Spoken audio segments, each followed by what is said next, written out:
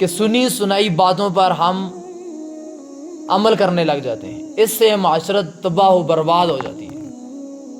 کسی نے دوسرے کے بارے میں یہ کہہ دیا کہ جی دوسرا ایسے ہے، اب بات سنی اور فوراً عمل شروع کر دیے۔ اسلام نے اس بات سے منع کیا ہے۔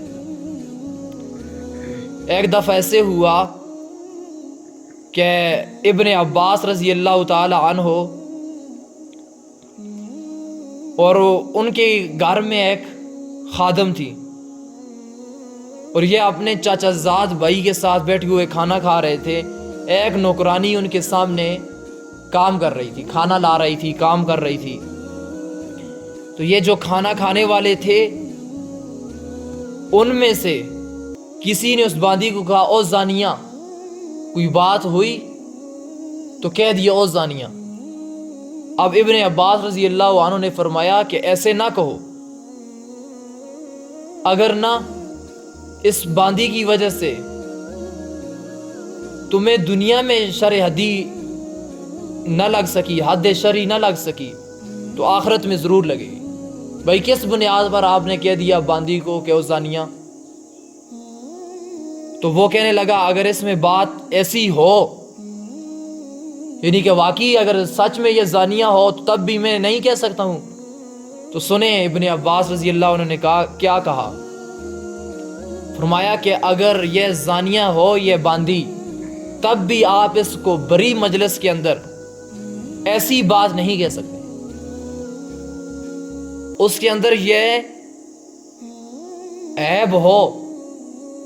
فرمایا کہ اللہ تعالیٰ فحش گو اور گندی بات کرنے والے کو، بد کلامی کرنے والے کو پسند نہیں کرتے ہیں، اور فحش گو اور بد کلامی والے کو اللہ کے پسند نہ کرنے کی بات حضرت ابن عباس رضی اللہ عنہ نے خود کہی تھی۔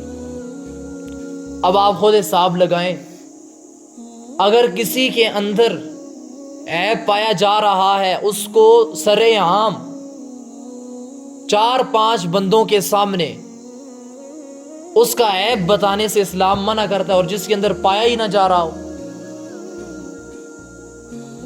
اس کے بارے میں اگر کوئی کہے کہ اس کے اندر یہ عیب ہے تو یہ اسلام ہی نہیں ہے، اسلام کا یہ حکم ہی نہیں ہے۔ ہمارے دیہاتی علاقوں میں کیا ہوتا ہے، ایک آدمی نے بات سنی اور ابھی تحقیق نہیں کی ہے، فوراً دل کے اندر میل لے آیا،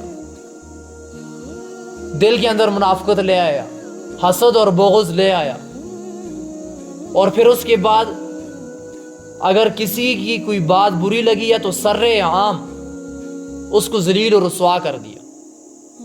ارے بھائی ہمارے پاس تہذیب ہے، ہمارے پاس اسلام موجود ہے۔ ابھی ابن عباس رضی اللہ عنہ کہہ رہے ہیں کہ اگر وہ زانیہ ہے بھی تو تب بھی آپ اس کو بڑے مجمع میں ایسے تنقید نہیں کر سکتے۔ اصل خیر خواہی کا پہلو یہ ہوتا ہے، لوگ کہتے ہیں کہ میں تو منہ پر بات کہہ دیتا ہوں جی، ارے بھائی تو منہ پر بات تو کہہ دیتا ہے، لیکن اسلام کہتا ہے ذلیل و رسوا سب کے سامنے نہیں کرنا ہے۔ ارے اس کے اندر تو یہ عیب بھائی موجود ہے، اس کے اندر چاہے عیب موجود بھی ہے تب بھی اسلام آپ کو اتنی اتھارٹی نہیں دیتا ہے کہ آپ 2-4 بندوں کے سامنے اس کے عیب کو اچھالو۔